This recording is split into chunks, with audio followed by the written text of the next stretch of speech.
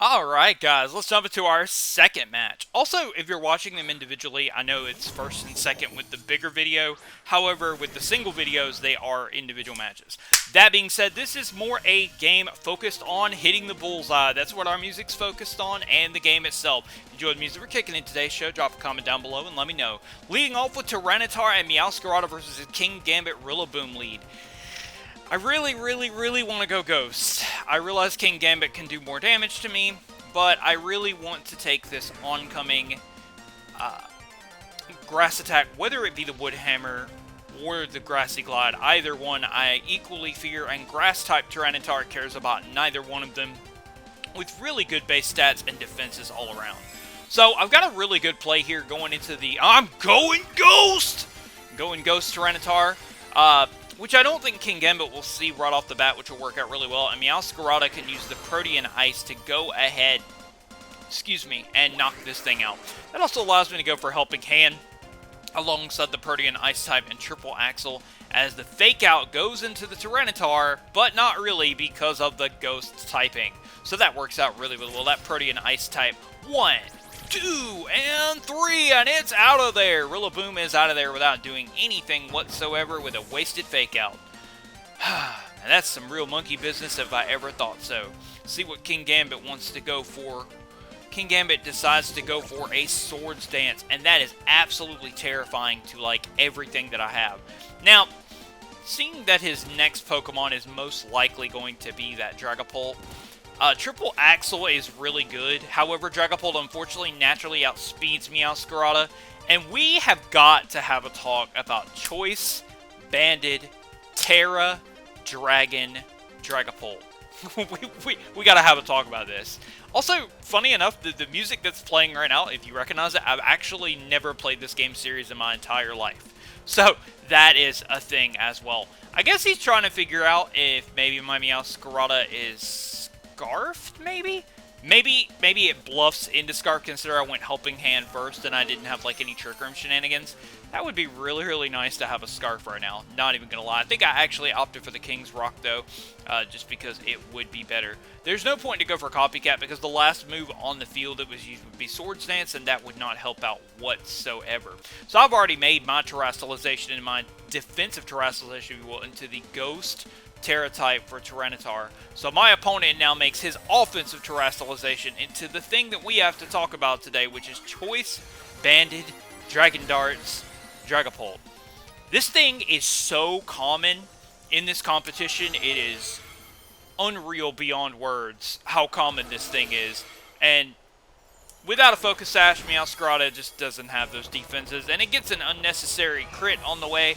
However, it wouldn't have actually mattered. I guess it would have mattered if it wouldn't have crit Meowscarada, and you see it does about half to Tyranitar.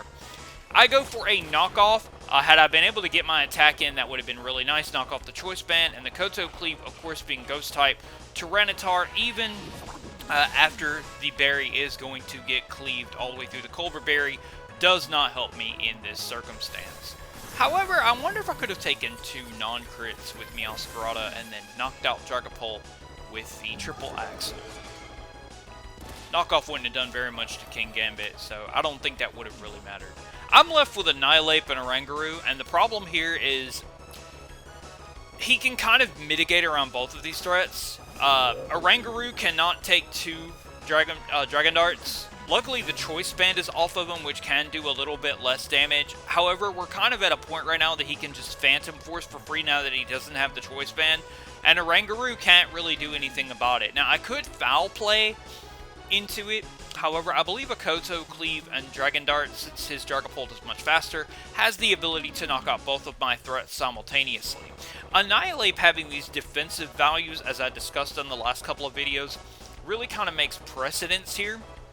Simply because, yeah, he can go Koto Cleave. The problem is that he has the Swords Dance. That Swords Dance is what enabled him to break through that Dark-type Culver Berry. It's going to enable him to one-shot Annihilape, and almost one-shot, I would still assume one-shot into good old Oranguru. Because it is Swords Dance, it is very powerful. He goes for the Phantom Force, which is so smart, because it can easily knock me out. And Trick Room was the play here. I mean, it does slow him down, but now that the turn of Protect that I needed to deal with the Phantom Force and then still be faster than both of his threats, I guess this battle's win just disappeared right in front of me, just like Phantom Force, just like Dragapult did. Choice Band to Dragon Darts already made the situation dire, however, now it's even more dire. Simply because now I feel like Foul Play would take him out. I could go for Double Protect on Koto Cleave and that, and a Double Protect would still put me in another favorable position. However, it's pretty much too little too late. Yeah, I could Foul Play the Dragapult and take him out, but then I would have nothing to answer to a boosted King Gambit.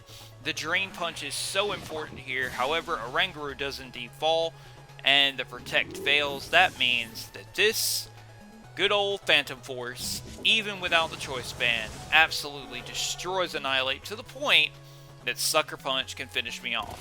And I was talking about with a book, so the reference is this ending theme right here. It is, it's made by Chips and Cellos. Chips and Cellos is one of the best 8-bit remixers I've ever had the pleasure to listen to. He did a custom theme for a game, for a fan game, and it's pretty much made by him. It's called Bookman's Theme, so that's why I say closing the books on this new battle. And I'll see you guys in the next video, stream, or recording. I'll see you guys next time. Take care.